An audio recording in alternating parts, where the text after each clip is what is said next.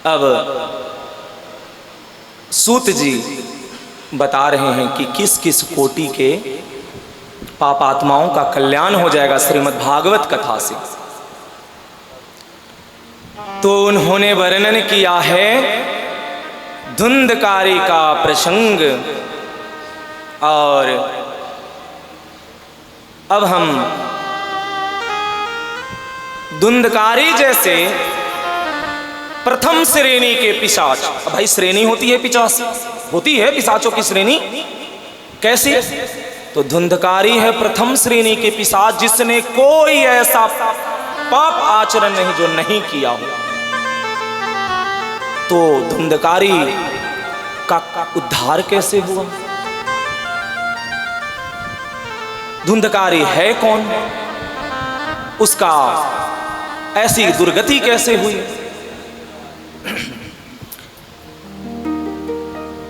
आत्मदेव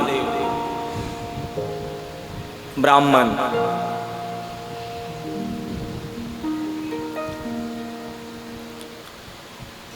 बड़े ही सात्विक पुरुष हैं। आत्मदेव ब्राह्मण सारे नित्य क्रिया और कर्म जो है शास्त्र के अनुरूप करते हैं।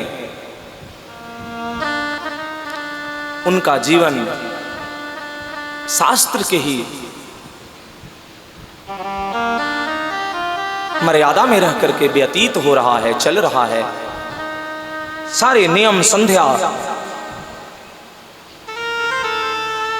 बड़े ही नियम पूर्वक सब पालन कर रहे हैं। पर उनकी जो स्त्री है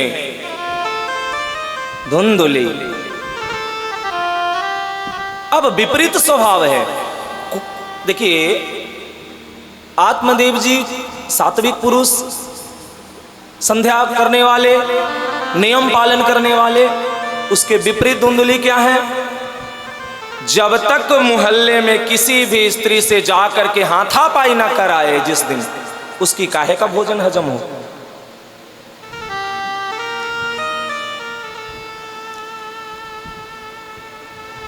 भक्ति भजन नित्य क्रिया कर्म सत्कर्म दान पुण्य संतों का सेवा, ये सब तो उसके जो लिस्ट थे डायरी के उसमें थे ही नहीं। उसके डायरी के लिस्ट में क्या थे? निंदा, चुगली, मोहल्ले में जाकर के खूब झगड़ा करना, सुबह उठ करके भोजन कर लेना। सुबह सुबह उठ करके देखो कितना दुर्दशा हो रहा है कलयुग का कि हम भगवान को भले स्मरण करें ना करें, भगवान को अर्पित करें ना करें, भाई हमें पेट भर जाना चाहिए। धुंधुली का कुछ ऐसा ही हालत है। पर आत्मदेव जी बड़े ही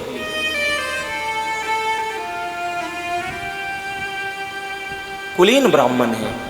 और विप्र जब नियम पालन करने वाला और कुलीन हो तो बड़ा ही पुण्यात्मा कहा जाता है और माना जाता है, क्योंकि भगवान भी ऐसे सत्कर्म करने वाले ब्राह्मणों से बहुत प्रसन्न रहते हैं और उनको गुरु समान ही भगवान सदा उन्होंने गुरु का दर्जा दिया है ब्राह्मणों को, और गुरु ही मानते हैं। पर आत्मदेव जी की तो सत्कर्म की सारी नियम पद्धति वैसे ही चल रहा है जैसे एक सात्विक ब्राह्मण विप्र का चलता है। पर धुंधुली का उल्टा स्वभाव होने के कारण आत्मदेव जी भी कहीं न कहीं दुखी रहते हैं। अच्छा, सबसे बड़ा और दुख का कारण क्या है? पुत्र का ना होना, क्योंकि कोई संतान नहीं है।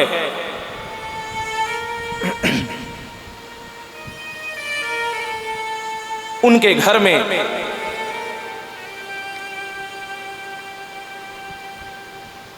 देखो,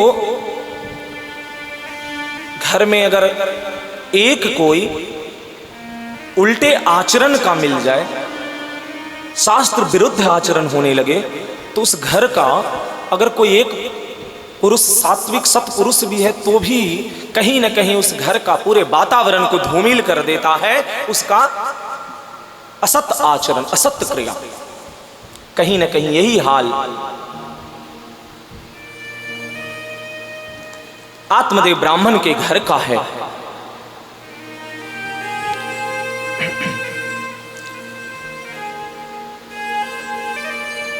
अब उस घर में सिर्फ उनकी संतान है, ऐसा नहीं कि उनकी नहीं है संतान। उनकी जो गैया है वो कई वर्षों से, उसके भी कोई अभी तक बच्चे नहीं, कोई बछड़ा बछड़ी नहीं हुआ। उनके जो वृक्ष हैं उस पर कभी कोई फल नहीं आए। अब ऐसी हालत है उस घर की।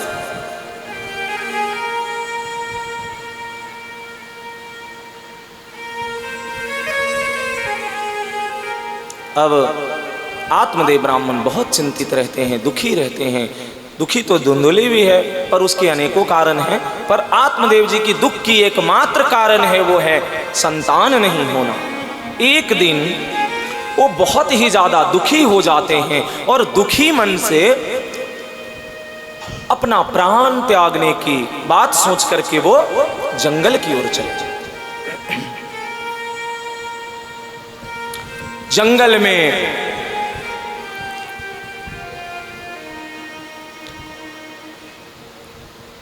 उनकी प्राण त्यागने की भावना देख करके एक संत का हृदय पसीज जाता है। वो करीब आते हैं और वो सोचते हैं कि इसको कुछ उपदेश करेंगे। वो रोते हुए दूर से देखते हैं तो उन्हें लगता है कि शायद भगवत भाव में रो रहा है। अब देखो भाई, हम रोते तो हैं, पर किसके लिए ये देखना है?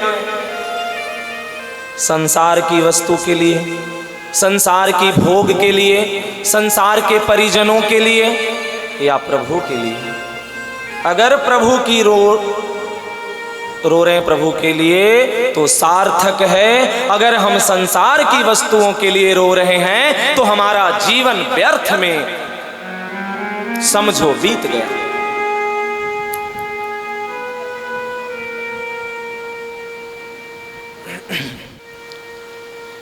संत देखते हैं आत्मदेव को रोते हुए, बड़ा ही दुखी मन आत्मदेव ब्राह्मण की है। संत पूछते हैं, भाई क्यों रो रहे हो? क्या परेशानी है कि तुम रो रहे हो? रो तो ये जगत भी रहा है, पर किस लिए ये देखना होगा, क्या प्रभु के लिए या संसार के लिए? आत्मदेव जी कहते हैं, हमें पुत्र नहीं है, हमारी कोई संतान नहीं है, हमारा जीवन ऐसा भी क्या जो संतान के बिना हो, ये तो व्यर्थ ही हमारा जीवन है। हम ऐसा जीकर क्या करें जब संतान ही नहीं है जीवन में? अच्छा, तो क्या जिनके संतान हैं वो मोक्ष को प्राप्त हो गए? अब आत्मदेव जी को तो अभी समझ में आएगा नहीं, क्योंकि अभी वो मोह है से ग्रसित पुत्र के। संत भगवान बहुत ही उनको उपदेश करते हैं, पर वो उपदेश कोई आत्मदेव ब्राह्मण के लिए कोई काम नहीं आता है। वो कहते हैं कि देखो, आपका ये मोक्ष का, उद्धार का, कल्याण का, ये सब ठीक है अपनी जगह पर बिना संतान के नहीं। अरे भाई, क्या संतान को लेकर के जाओगे? जब गोलोक की यात्रा, निकुंज की यात्रा, वैकुंठ की यात्रा, साकेत की यात्रा अगर होगी तो क्या पुत्र जाएगा साथ में? अरे जो पुत्र जिसको तुम अभी कह रहे हो वो कई बार तुम्हारा बाप बन चुका है, कई बार तुम्हारा माँ, भाई, बहन, क्या क्या बन चुका है।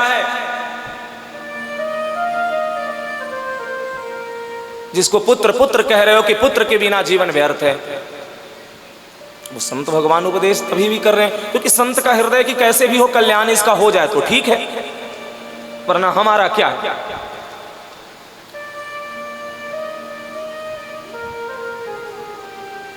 आत्मदेव कहते हैं, नहीं नहीं, हमें ये आपके उपदेश नहीं चाहिए भाई, हमें तो पुत्र दो, हमें पुत्र चाहिए। अब आत्मदेव ब्राह्मण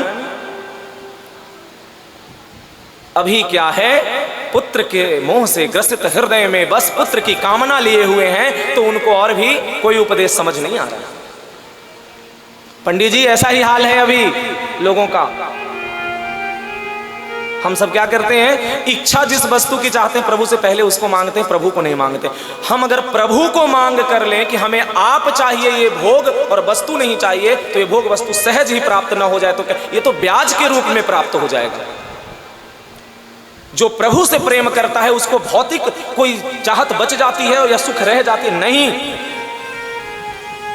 पर प्रभु से नहीं, हम मांगने जाते हैं हमें एक फैक्ट्री, एक गाड़ी, एक बंगला, एक घर मिल जाए, बेटे बेटी की नौकरी लग जाए, तो हमारी चाहत क्या हो गई, छोटी।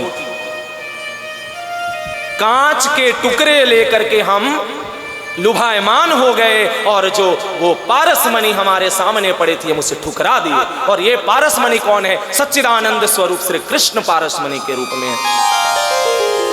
तो हम पारसमणि के छोड़ करके कांच के पीछे भागेंगे तो यही दुर्दशा हमारी।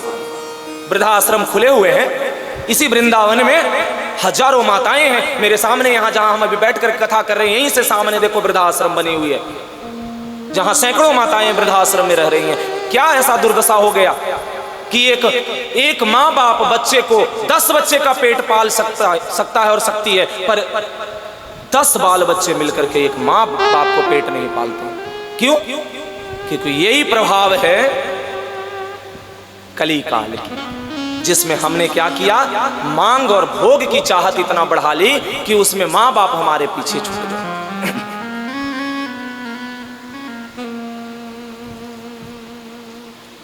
पुत्र की मोह में। अब आत्मदेव जी ने एक बड़ा सुंदर यहां पे संत भगवान से क्या कह रहे हैं, देखो हमें पिताजी पिताजी तोतले आवाज में जब वो कहेगा तो उससे बड़ा भी कोई सुख है, मोक्ष है उससे बड़ा क्या। अभी आत्मदेव ब्राह्मण कहा, अभी देखिए जब मोह की स्थिति घिरी तो क्या कह रहे हैं कि जब वो पापा पापा पिताजी पिताजी, और आज के तो स्वरूप डैडी भी हो गया है, हमें वो जब कहेगा तो जो आनंद आएगा वो क्या ये आपके मोक्ष में है? ये मोह का है कारण और कुछ नहीं है। सब हो नाथ सकल संपदा तुम्हारी, मैं सेवक समेत सुतनारी। भावना अगर ऐसी है तो सब भोग विलासता होते हुए भी आपकी उसमें आसक्ति नहीं होगी। पर अगर ऐसी भावना नहीं है, तेरा मेरा, तो फिर वो बेकार है। एकांत चिंतन नहीं है, प्रभु के लिए एकांत में अश्रु प्रवाहित नहीं हो रहा है, तो किस काम की जीवन, हमने जीवन व्यर्थ ही गवा रहे हैं।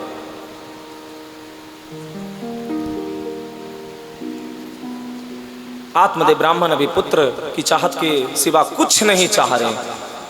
अब आत्मदेव ब्राह्मण पैर में जाकर के लिपट जाते हैं और कहते हैं या तो पुत्र दे दो या मैं यहीं सर पटक के प्राण त्यागूंगा और ब्रह्म हत्या का, ब्राह्मण की हत्या का पाप लगेगा। अब बेचारे संत तो कोमल हृदय फंस गए। संत की दशा ही ऐसी होती है, भला करो तो बुरे फंसो, न करो तो अपराध। संत का हृदय, भला करो तो बुरे फंसो। अब बेचारे बुरे फंस गए। अब बोले देखो अब ये तो ऐसे जिस अवस्था में है, अगर सच में ये प्राण त्याग दिया तो मेरा तो ये पूरा जीवन व्यर्थ हो जाएगा, ये भजन का भी, मेरी तपस्या का, मेरा तप का। क्योंकि ब्राह्मण हत्या का पाप जो है वो बड़ा ही अच्छा। सात्विक ब्राह्मण है आत्मदेव, इसमें सोचने की भी बात है। ऐसे तो देखो ब्राह्मण कोई भी हो,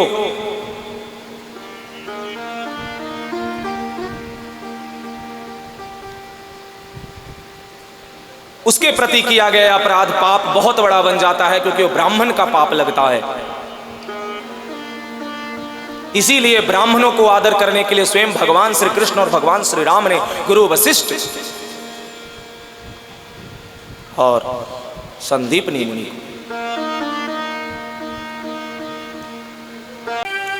आत्मदेव ब्राह्मण की डर से बेचारे संत गहरे संकट में, दोहरे भाव में पड़ जाते हैं, द्वंद्व में पड़ जाते हैं। अब क्या करें? तब उन्होंने कृपा करके अपना ध्यान करके एक फल प्रदान कर देते हैं। बोलते हैं जाओ अब ब्राह्मण हो तो उद्धार करना पड़ेगा, कार्य करना पड़ेगा, तुम्हारा हम अमंगल हित होने नहीं दे सकते। तो ये फल जा करके अपनी पत्नी को खिला देना, तुम्हारा एक सुंदर पुत्र पैदा हो जाएगा।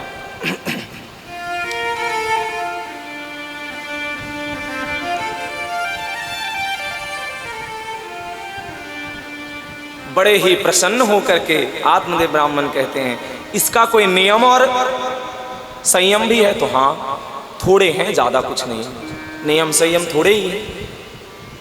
बस इसको स्नान ध्यान करा करके भगवत भाव से स्मरण करके अपनी धर्म पत्नी को खिला देना।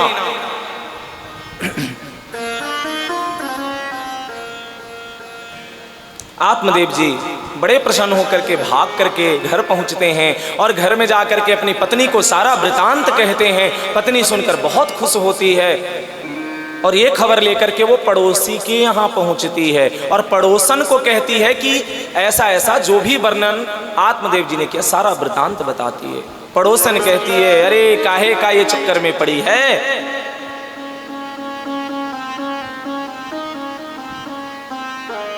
ऐसे तो तुमको संतान नहीं है, संतान सुख प्राप्त हो जाएगा, अब पहुंचे हुए महात्मा कोई दिया होगा, खा लो फल।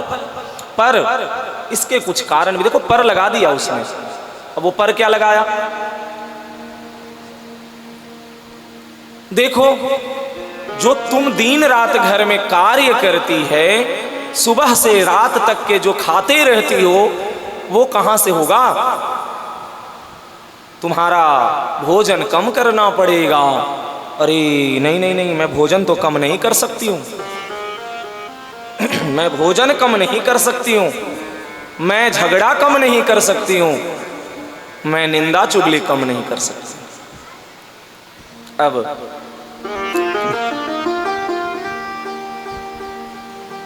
धुंधुली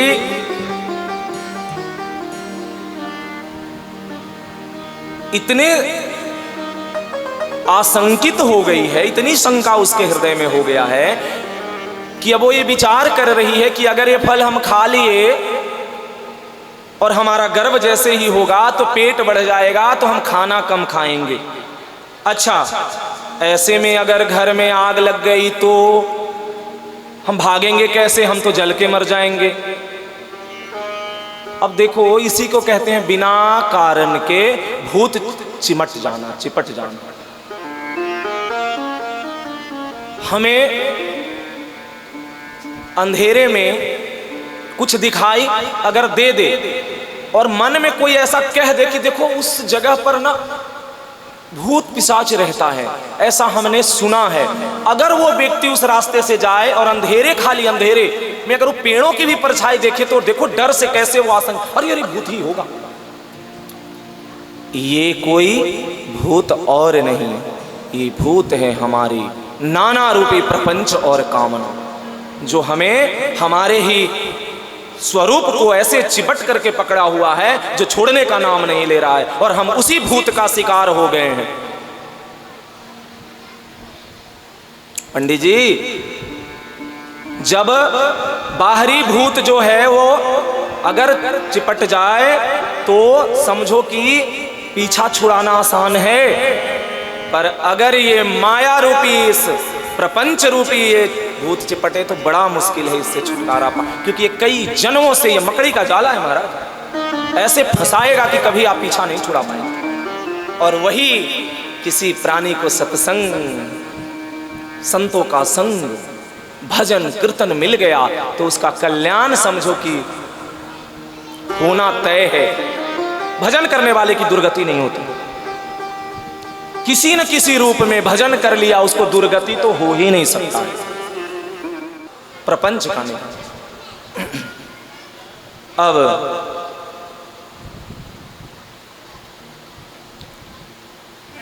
धुंधकारी के प्रसंग पर आते हैं। धुंधुली का जो तरह तरह की शंकाएं मन में घेर रखा है, व्याप्त कर रखा है, उससे आशंकित हो करके अब वो नाना प्रकार की उपाय ढूंढ रही है कि बचे तो कैसे।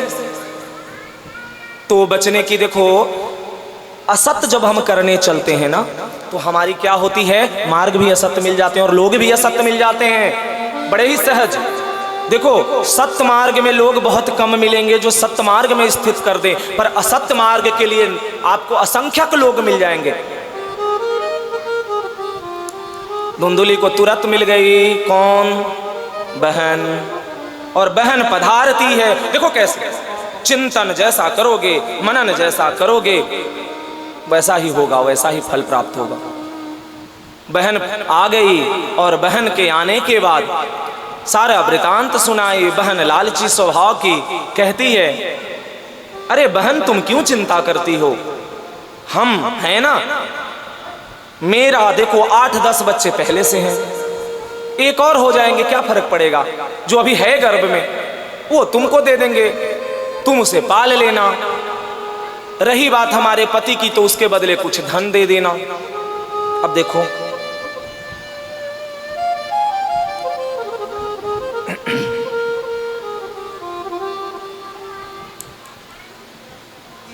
धुंधुली की बात जब समझ में आ गई उसकी बहन की तो बोलती है ठीक है ऐसा ही कर। उसने अपना खूब सारा धन दे करके उसके पति का मुंह बंद करा दिया और 9वें महीने का इंतजार हुआ। बच्चे हो गए 6ठे महीने में उसकी बहन की, क्योंकि वो पहले से ही गर्भवती थी। अब देखो जब कुछ हम उल्टे सीधे क्रिया करने जाते हैं तो तरह तरह के हम उपाय बना ही लेते हैं। उसने बना ही ली। वो वहां पे क्या कहती है, नहीं समय से पहले ही, वो फल का प्रताप है संतों का, वो समझा देती है आत्मदेव जी को। देखो पंडित जी यहां बहुत ही विस्तृत वर्णन है धुंधुली और उसकी बहन और उसकी जो पड़ोसन है, इसमें बहुत संसार की बातें हैं जो वर्णन किया गया है, पर हम वर्णन करेंगे तो घंटों लग जाएगा। और हम वर्णन इसलिए भी नहीं करना चाहते हैं कि है ये देखो महाभागवत परम भागवत श्रीमद् भागवत कथा की, पर इसलिए हम नहीं करना चाहते कि उसमें संसारिकता है कहीं ना कहीं, और हम थोड़े संसारिकता से जितना कम हो सके व्यवहार की चीजें रखें, पर वो बच के निकल करके भगवत भाव को ही हम रखना चाहते हैं। क्योंकि परम रस प्रदान कोई कर सकता है तो भागवत स्वरूप श्री भगवान का रूप लीला गुण का ही वर्णन कर सकता है। उसका धुंधुली का पुत्र हो जाना, समझा देना, सब कुछ हो गया जैसे जैसे। अच्छा अब वो फल जो था, जो सलाह क्या मिला था, वो गैया को खिला दो, तुम्हारे यहां जो गैया है कहीं उसी का बच्चा हो जाए, जो वो बछड़ा बछड़ी नहीं दे रहे हो है उसी को मिल जाए, उसी से हो जाए, प्राप्त हो जाए। उसने फल गैया को खिला दी थी, गैया को बच्चा हुआ 9 महीने बाद। पर देखो धुंधकारी प्रकट हो गया 6 महीने में ही, 3 महीने पहले वर्णन है पंडित जी। 3 महीने बाद गोकर्ण जी का जन्म होता है। धुंधकारी से 3 महीने छोटे हैं गोकर्ण जी। आहा गोकर्ण जी परम भागवत भगवान प्रभु श्री कृष्ण स्वयं धरा धाम पर गोकर्ण जी के लिए आए हैं। आगे का प्रसंग में देखिए।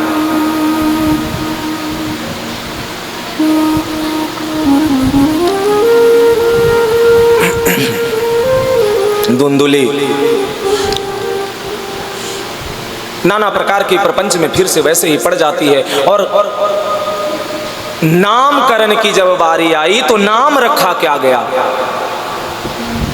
देखो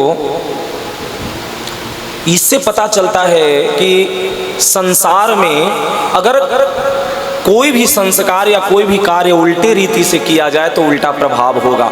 अब देखो अब भी रीति कहाँ, अब ब्राह्मण को घर पे बुलाना नहीं, विप्र घर पर आते नहीं, संत घर पर पधारते नहीं, संत सेवा है नहीं, विप्र सेवा है नहीं, इसीलिए इतनी दुर्दशा और ऐसा आचरण बढ़ रहा है। घर में सात्विक वातावरण भी नहीं है। धुंधकारी धुंधकारी का नाम धुंधकारी रखने में उसकी माँ धुंधुली से जब पूछा गया क्या नाम रखना है, तो नाम कहती है कुछ नहीं, हमारे ही नाम से, आत्मदेव के नाम से नहीं, हमारे नाम से ही मिलता जुलता जो नाम हो वो रखा जाए, और नाम रख दो धुंधकारी, अच्छा लग रहा है, धुंधुली से धुंधकारी। अब धुंधकारी का मतलब अगर संधि विच्छेद किया जाए तो पंडित जी बड़ा ही ताप देने वाला है ये शब्द धुंधकारी, और ताप ही मिला। इसीलिए बिना विचारे जो करे सो पाछे पछताए, काम बिगाड़े आपनो जग में होत हंसा। बिना विचारे धुंधकारी का नाम धुंधुली ने रख दिया धुंधकारी, तो क्या हाल हुआ। अब घर में नाम देखो पंडित जी, हमारा जब नाम रखा गया था तो नामकरण में हमारे अपने बात बता रहे हैं, नामकरण में उस समय कई ब्राह्मणों को बुला करके नामकरण, जैसा हमें अब हमें तो याद है नहीं, तो बताया गया दम, तो नाम में हमारे घर में विवाद है, और हमारी परदादी, दादी, मेरी माताजी, मेरे नाना और मेरी नानी, ये सब में विवाद हुआ नाम क्या रखना है। तो पहला नाम पुकार में कुछ भी बोल दो, चिंटू, पिंटू, पप्पू, डब्लू सब बोल देते हैं। नाम की जब बारी आई तो रखा गया श्रीकांत। अब एक कह रहा है श्रीकांत नहीं, एक कह रहा नहीं शशिकांत रखते हैं, तो एक कहते हैं साकेत रखते हैं।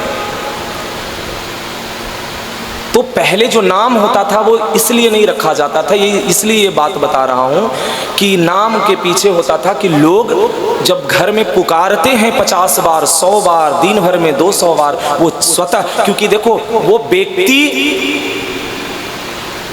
संसार में है, भौतिक है, और उसका नाम जो है वो प्रभु के नाम पर है, तो प्रभु का नाम सच्चिदानंद स्वरूप होता है, चाहे कोई नाम रख लो जो प्रभु का नाम है।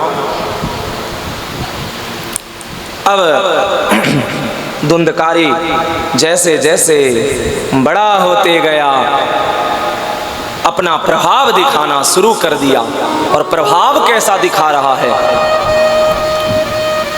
सबसे पहले उसने शुरू जो किया उसका आचरण वो हुआ मां को थप्पड़ लगाना।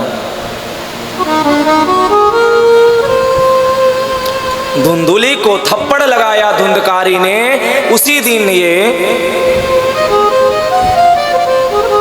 आत्मदेव ब्राह्मण को लग गया कि आगे भविष्य जो हमारा है वो कहीं न कहीं अंधकार में ही जाने वाला है, क्योंकि सत्पुरुष ब्राह्मण थे।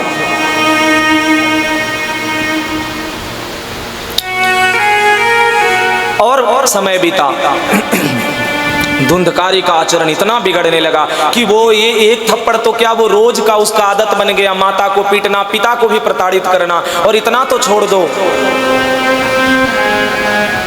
जुए, शराब, वेश्यावृत्ति, कोई ऐसा असत्य आचरण, कोई ऐसी पाप क्रिया नहीं। जब पूछते हैं क्या बोले सूत जी, कोई ऐसा पाप क्रिया नहीं है जो उसने छोड़ा हो।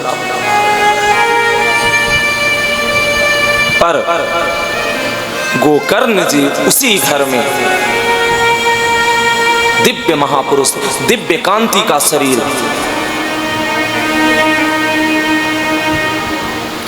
कान गाय के समान, पर शरीर दिव्य सुंदर, जैसे कोई देवता का ही प्रकट हुआ। और क्यों न देवता ही, संत का प्रभाव और संत की कृपा से गोकर्ण जी का जन्म हुआ, तो गोकर्ण जी परम भागवत हो गए।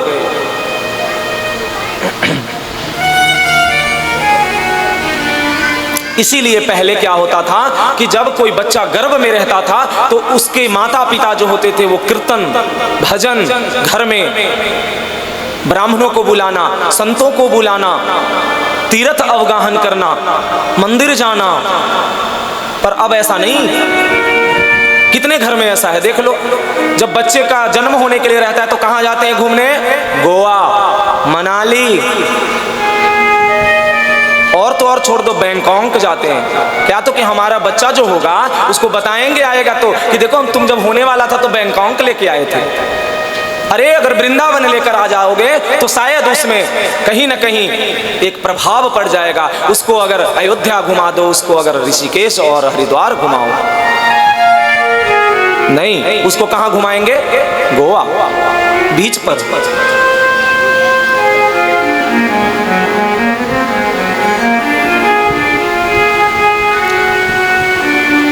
किसी को बहुत सुंदर दिव्य बालक और बचपन से ही अगर वो सतमार्ग में लगाना चाहता हो और उसका चाहे वो जिस मार्ग में जाए पर वो धर्मात्मा हो, अगर ऐसा बालक चाहिए तो एक बड़ा ही सहज मंत्र बता रहा हूं, जो कि कोई मंत्र नहीं, जो किसी जिस दिन से गर्भ ठहर जाए उसी समय से उसके लिए भगवान से बस यही रोज नित्य प्रार्थना करो कि हे प्रभु, जो जीव हमारे गर्भ में इस संसार में आ रहा है उस पर ऐसी करुणा और कृपा करना कि वो दोबारा किसी गर्भ में प्रवेश न करे, और जब इस संसार में आए तो आपकी इतना जस गाए कि संसार को भव से पार कर दे, मेरा और उस बालक की क्या। अगर ऐसी भावना रख के रोज भगवान के सामने अगर यही सिर्फ 5 मिनट बैठ करके अगर ध्यान किया जाए और नाम कीर्तन हो रहा है तो अति सुंदर है। देखो अगर वो उस बालक का स्वरूप दिव्य नहीं होता है,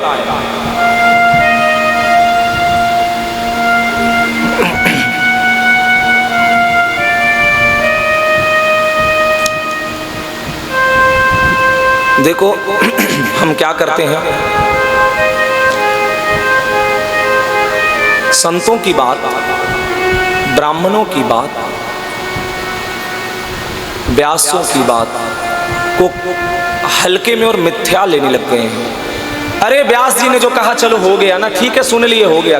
अरे वो तुमका तो कहना काम है, बोलना क्या। अच्छा ये तो संत, इनको क्या लेना देना, ये तो जो भी कुछ आता है मन में बोल देते हैं। अब इनकी हर बात मान, खुद नहीं है वो निभाते हैं, हम उनका क्या निभाएं। अपनी जो कहते हैं वो खुद नहीं करते। अब देखो कैसी हो गई भावना, अब यही भावना बदल गई। संतों की बाहरी दृष्टि को समझना इतना आसान अगर हो जाए, बाहरी क्रिया अलग और आंतरिक क्रिया अलग होता है।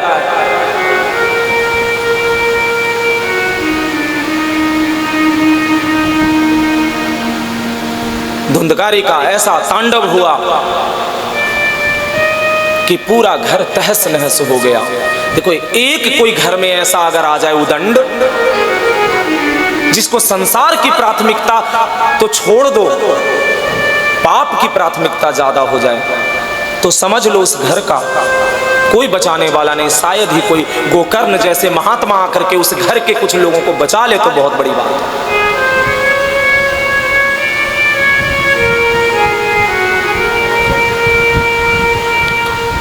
धुंधकारी की इतनी पीड़ा हुई, इतनी पीड़ा उसको दिया गया, इतनी प्रताड़ना किया गया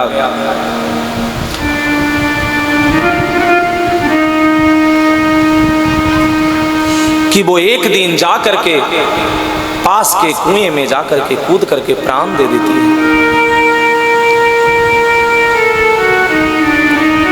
जब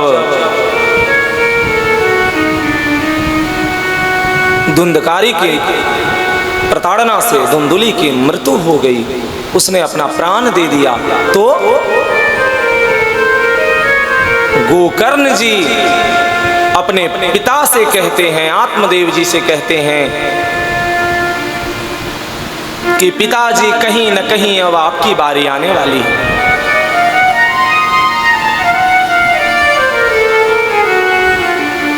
अच्छा, बहुत ही बड़ा उपदेश है गोकर्ण जी। देखिए उपदेश में कुछ हम संक्षिप्त में ही रखेंगे, समय का भी क्या है पंडित जी, हो गया है। अच्छा अच्छा अच्छा अच्छा जब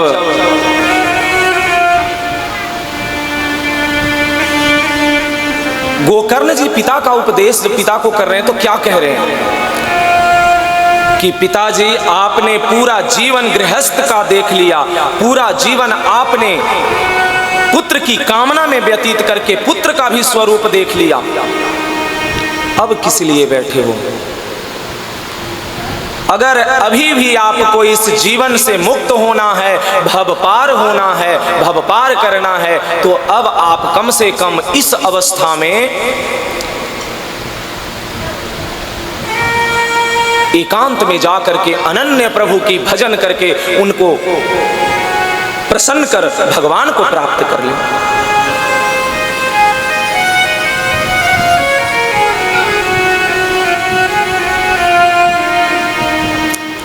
आत्मदेव जी कह रहे हैं गोकर्ण जी से, आचरण और कैसी भजन किस तरीके से और क्या क्या साधन करें कि जिससे हमको सहज में प्रभु की कृपा मिल सके। पहले तो बहुत सारी उनकी शंकाएं थी, वो शंकाएं दूर करते हैं गोकर्ण जी। तो कहते हैं कि पिताजी, जब तक हम हृदय में प्रभु रूपी प्रकाश को स्थित नहीं करेंगे, तब तक हमारा ये मन मंदिर रूपी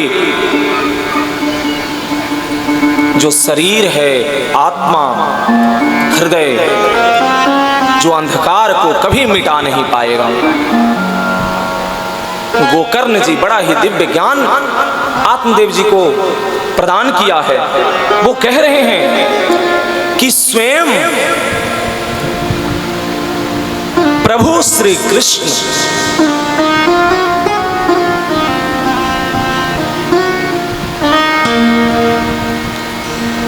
अपने स्वरूप को बताया है, वर्णन किया है कि हमें किस किस रूप से, कैसे कैसे साधन से हमें प्रसन्न किया जा सकता है।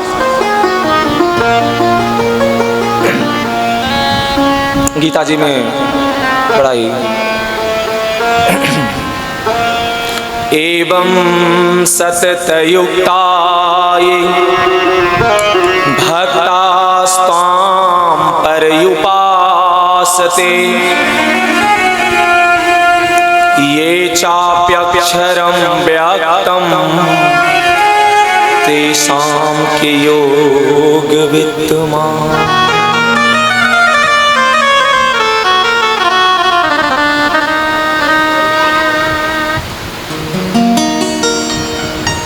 भगवान बड़े करुणा स्वरूप है। आप भगवान की अनन्य शरणागत हो जाओ, भगवान स्वयं आपके द्वार चल कर आएंगे। क्योंकि भगवान है कहां? तो कन कन में। अरे कन कन में नहीं, तुम्हारे हृदय में ही। हम जहां बैठे हैं वहीं भगवान को लेकर बैठे हैं। बस हृदय में भाव आ जाए, भगवान की दिव्यता सुन करके, भगवान की रूप गुण लीला सुन करके हृदय आनंदित हो जाए, अश्रु प्रवाहित हो जाए, समझ लो भगवान तुम्हारे हृदय में बैठे हुए प्रसन्न हो करके अपनी कृपा का रस वर्षा रसपान करा रहे हैं तुमको।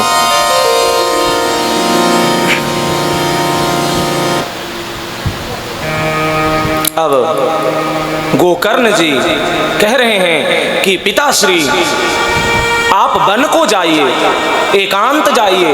एकांत में जाकर के आपकी चौथी अवस्था है। अब एकांत में जाकर के दिन रात सिर्फ प्रभु की ही आश्रय लेकर के भजन करिए, दिन रात प्रभु का स्मरण करिए, चिंतन करिए। अब ये छोड़ दीजिए कि ये इस घर में क्या हो रहा है, धुंधकारी क्या करेगा नहीं करेगा। अच्छा, गोकर्ण जी धुंधकारी नहीं कह रहे हैं, धुंधकारी को भैया ही कह रहे हैं। सतपुरुष महात्मा है, परम भागवत है।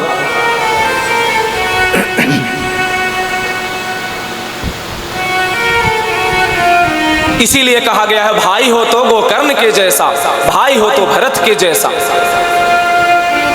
अगर भाई को सतमार्ग में लगा दे, भले ही वो भाई उसको कोई आदर न दे, कोई उसको सम्मान न करे, पर अगर भाई का कर्तव्य हो, अगर उसका कल्याण का सोच ले, कल्याण कर दे, तो वो भाई भले ही संसार में कितना डूबा हो, पर वो एक न एक दिन उसका कल्याण हो जाएगा। ऐसा भाई आज बड़ा ही दुर्लभ हो गया है। पर गोकर्ण जैसा भाई,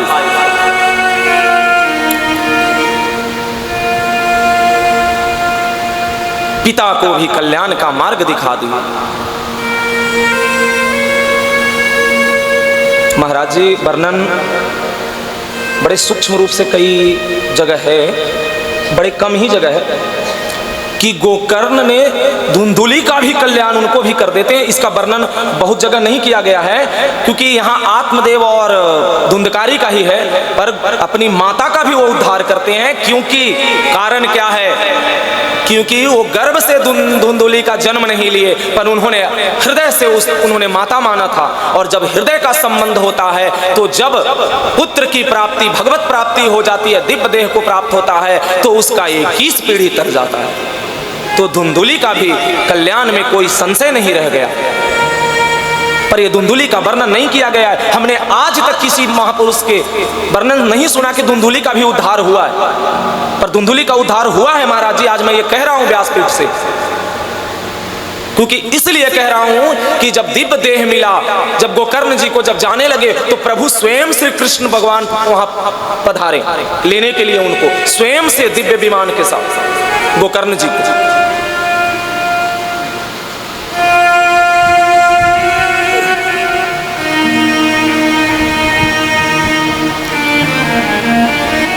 धुंधुली का भी उद्धार हुआ, क्योंकि जो जिसका पुत्र अगर भगवत मार्ग में चल दिया, तो उसका माता पिता का उद्धार होने में कोई संशय ही नहीं है।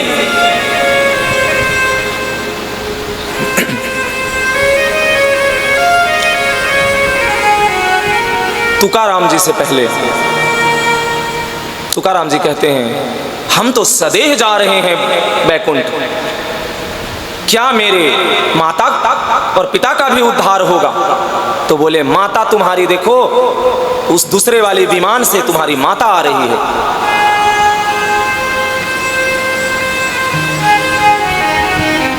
यानी कि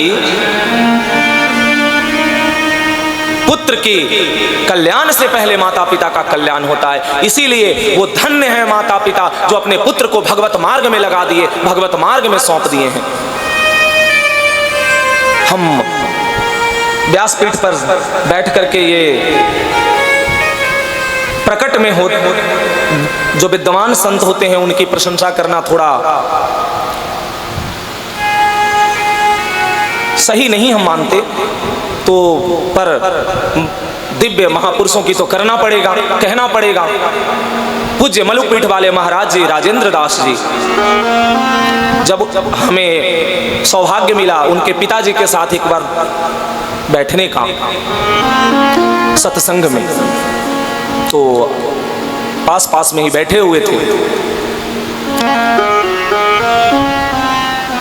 तो उनसे हम ऐसे ही चर्चा में कहे, बोले महाराज जी आपके तो परम सौभाग्य है कि महाभागवत आपका पुत्र है। सन्यास में होते हुए भी माता पिता के लिए, अरे लोग सन्यास और विरक्ति का मतलब समझते हैं माता पिता को त्याग करके उसको, चाहे वो नरक की जीवन जी रहा हो, चाहे वो कष्ट की जीवन जी रहा हो, या वृद्धाश्रम में चली गई हो। नहीं, जो माता पिता का अवहेलना करके अगर सोचेगा भगवान की प्राप्ति हो जाएगी, कभी नहीं हो सकी, कभी कदापि नहीं।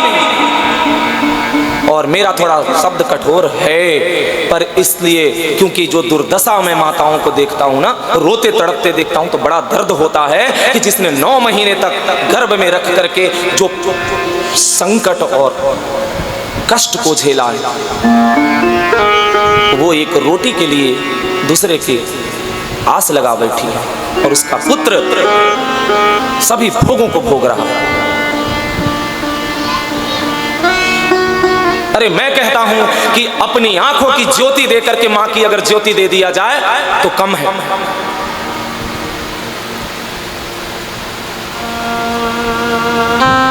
भगवान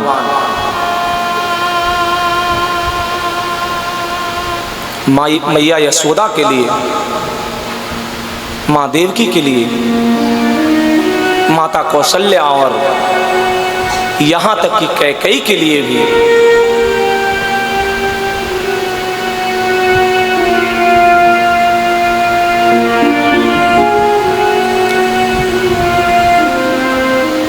इसीलिए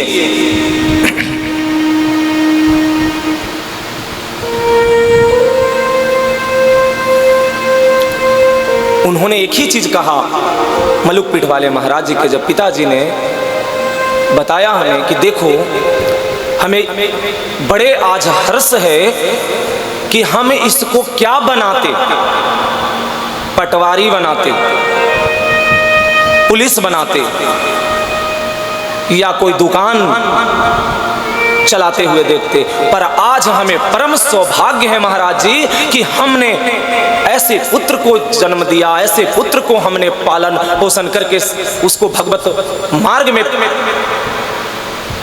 प्रेरित कर दिया लगने में, जो संसार को कल्याण कर रहा है, हजारों हजार गायों की सेवा कर रहा है, हजारों हजार लोगों को परिवर्तन कर दिया।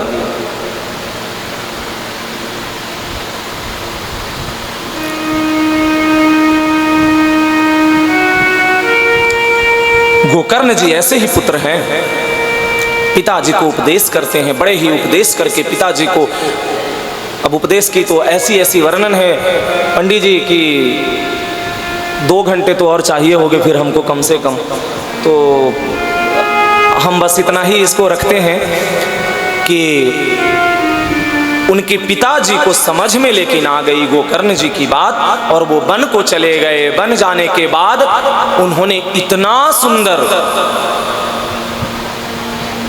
प्रभु की लीला की रसपान करने के सौभाग्य प्राप्त किया, वो इतना भजन किए कि वो भगवत धाम को गए, भगवत धाम को प्राप्त हो गए वो। और इधर गोकर्ण जी को लगा पिताजी गए, माताजी गए, अब बच गए भ्राता, अब हमारी बारी है, हमसे रुपया पैसा मांगेगा भाई, क्योंकि घर पे वो 5 वेश्याओं को ले आकर के रख लिया।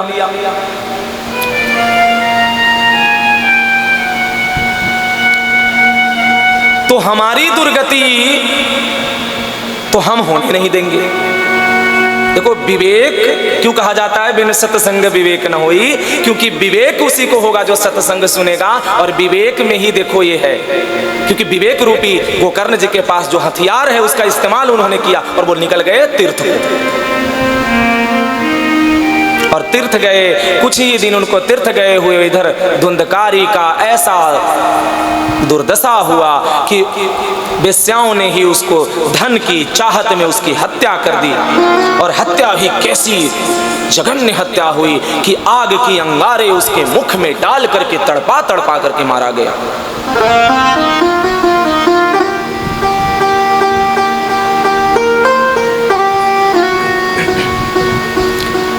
धुंधकारी की जब मृत्यु हुई तो क्या किया गया, वेश्याओं ने घर में ही पीछे की जगह में उसको दफना दिया, उसकी दाह संस्कार नहीं हुई पंडित जी।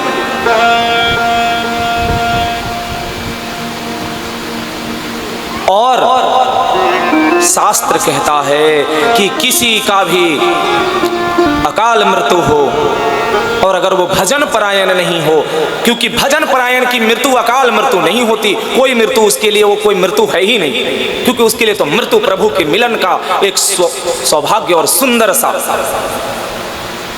प्रेम मिलन की वो संजोग होता है। पर संसारी और पाप आचरण से लिप्त पुरुषों को अगर मृत्यु होती है और अकाल मृत्यु हो तो उसको प्रेत बनने में कोई भी संशय नहीं है, प्रेत बनना ही पड़े। बस कोटि का फर्क हो सकता है, किस कोटि का है, A class, B class, C class, D class, class का फर्क है, पर बनना तय है। और प्रेत योनि बहुत ही भयानक होता है, जहां पानी भी मांगने पर पानी नहीं। धुंधकारी की ऐसी दशा यहां हुई है कि गले में जो अंगार डाल करके, जलती हुई लकड़ी डाल करके जब उसको मारा गया, तो मरने के बाद प्रेत योनि में भी वो आवाज नहीं निकलती है और वो तड़प तड़प करके वो प्रेत को प्राप्त, अभी भी वो दुर्दशा प्राप्त हो रहा हो। गोकर्ण जी को पता चलता है कि भाई भी पधार गया, तो भाई स्वर्ग तो गया नहीं कि कहेंगे कि स्वर्ग को चला गया, स्वर्गवास हो गया। स्वर्ग की लायक भी कोई काम नहीं थी, प्रेत ही बनना था। तो गोकर्ण जी ने गया में पिंडदान किया। बड़ा सुंदर गया का दिव्य महिमा है, बोध गया का। हमारी जन्म उसी भूमि में हुआ है, तो गया की याद आई तो उसी बोध गया की पावन धरती, जहां बड़े बड़े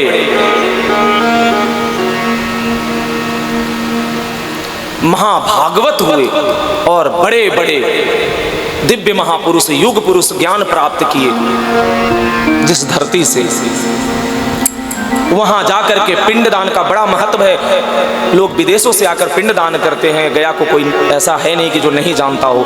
गया में पिंडदान हुआ।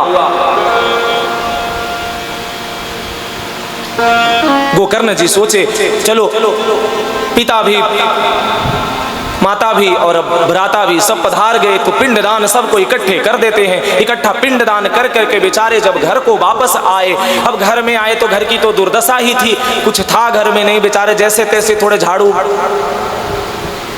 वगैरह दे करके वहीं पे वो एक कोने में चटाई डाल करके लेट गए। चलो रात्रि बिताते हैं, कल का कल देखेंगे। अब रात्रि जैसे ही हुई, उनको रोने सिसकने की आवाज आने लगी। कहते हैं कौन रो रहा है भाई? तो आवाज आती है, बड़े ही दर्द है स्वर में, आवाज है नहीं। पंडित जी, बड़ा ही धुंधकारी जो सुना रहा है वो बड़ा ही व्यथा से भर देने वाला प्रसंग है। इससे जानते हैं हमें सीख ये मिलता है और मिलेगा कि अगर हम पाप आचरण आज करते हुए सोचते हैं कि चलो देखा जाएगा जो होगा। किसने देखा है कि मरने के बाद क्या होता है? अरे किसी ने नहीं देखा, तुम ही को देखना होगा, तुम ही को देखना होगा।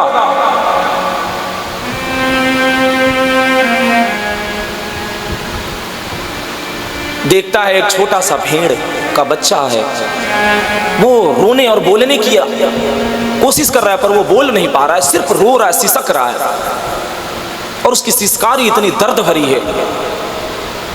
वो भेड़ का बच्चा बड़ा हो गया, बड़ा से हाथी जैसा स्वरूप में हाथी बन गया। अब वो गोकर्ण जी बड़ा चकित हो गए, बोले ये क्या है भाई, तुम कौन हो और चाहते क्या हो? अब वो बोल नहीं पा रहा है, सिर्फ इशारा कर रहा है। गोकर्ण जी को समझ में आ नहीं रहा है क्योंकि उसका स्वरूप तो कुछ और है। तब गोकर्ण जी ने अपने तप से मंत्र को अभिषिक्त करके जल को जब छिड़का तो उसकी आवाज जो है वो वापस आई और बोलना शुरू हो गया। तो कह रहा है, भैया मैं आपका भाई धुंधकारी, जो हम आज प्रेत योनि को ऐसी दुर्दशा को प्राप्त हो चुके हैं, भैया आप कुछ करके हमारा कल्याण करो। और बहुत ही वेदना पूर्वक यहाँ पे उसने विनती करता है गोकर्ण जी से। गोकर्ण जी कहते हैं मैंने तो पिंडदान कर दिया गया में तुम्हारा, तो तुम्हारा उद्धार कैसे नहीं हुआ? तो बोले एक बार नहीं, तुम 100 बार पिंड कर दो, गया में नहीं होगा मेरा उद्धार। क्यों? क्योंकि गया में पिंडदान करने वाले किसको उद्धार होता है? जो सत्पुरुष होते हैं, जिनको छोटी मोटी कोई ऐसी आचरण बिगड़ जाए और तब वो हो जाएगा।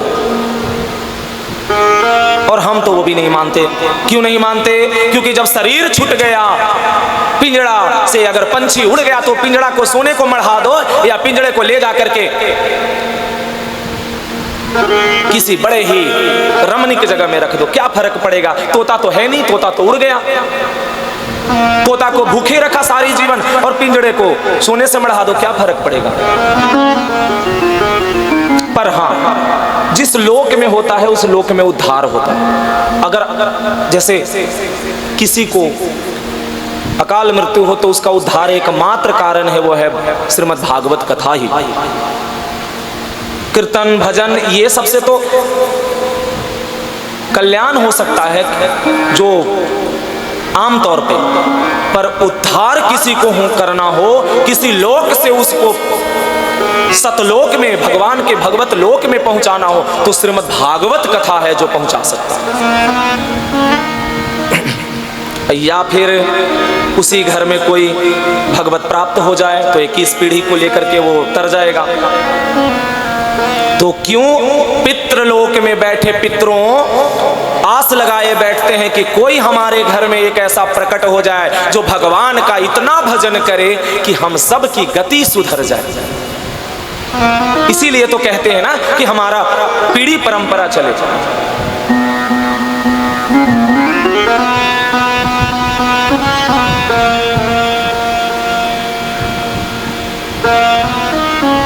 गोकर्ण जी पूछते हैं कि क्या करें, क्या उपाय है? तो बोले आप ही को उपाय ढूंढना होगा।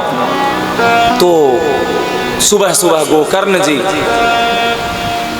ब्राह्मणों को बुलाते हैं और ब्राह्मणों से चर्चा करते हैं कि हम ऐसा ऐसा हमारे साथ हमारे भ्राता का दुर्दशा हुआ है, क्या उद्धार का इसका उपाय है? तो एकमात्र उपाय जो मिलता है वो श्रीमद् भागवत कथा, जो श्रीमद् भागवत कथा श्रवण करने से धुंधकारी का उद्धार होगा। गोकर्ण जी को कह रहे हैं ब्राह्मण से। और गोकर्ण जी श्रीमद् भागवत कथा स्वयं व्यासपीठ पर बैठ करके और भागवत कथा शुरू करते हैं। और भागवत कथा जब श्रवण करते हुए धुंधकारी का वहीं पे एक बांस में आकर के 7 गांठ के बांस में धुंधकारी समाहित हो जाता है। और समाहित होकर के जैसे जैसे कथा बीतते जाती है वैसे वैसे ग्रंथि फटते जाता है। 7 दिन में 7 गांठ की ग्रंथि फट गई और धुंधकारी दिव्य स्वरूप को प्राप्त होकर के गोकर्ण जी के सामने, व्यासपीठ पर पंडित जी बैठे हुए गोकर्ण जी के सामने धुंधकारी आ जाता है। पर धुंधकारी का स्वरूप नहीं है, स्वरूप है दिव्य स्वरूप। पहचान ही नहीं पाते हैं गोकर्ण जी कौन है। बोलते हैं, गोकर्ण जी झुक करके प्रणाम करते हैं व्यासपीठ से, प्रभु आप कौन हैं? आपका दिव्य स्वरूप देख करके बड़ा ही मन हर्षित हो रहा है। दिव्य देह को आप प्राप्त कौन है? तो कहता है, भ्राता मैं कोई और नहीं, धुंधकारी ही हूं जो अब दिव्य देह को प्राप्त हो चुका हूं। गोकर्ण जी बड़े हर्षित होते हैं, बोलते हैं व्यासपीठ पर बैठने का हमारा जीवन सार्थक हो गया। अब वहां पे यहां पे भी बड़ी सुंदर वार्ता है। उसके बाद हम श्लोक भी नहीं ज्यादा बोल पा रहे हैं क्योंकि अब उसकी व्याख्या करने लगेंगे तो अब समय का देखते हुए अब गोकर्ण जी जब धुंधकारी का हो गया भगवत धाम का गमन। अच्छा, भगवत धाम कैसे गया धुंधकारी? वो देखिए, दिव्य देह तो मिला, साथ साथ ही उसको स्वयं भगवान के पार्षद सब आते हैं और विमान से लेकर के जाते हैं। वाह, ऐसा उच्च कोटि की प्रेत आज दिव्य देह को प्राप्त करके भगवत धाम को गया।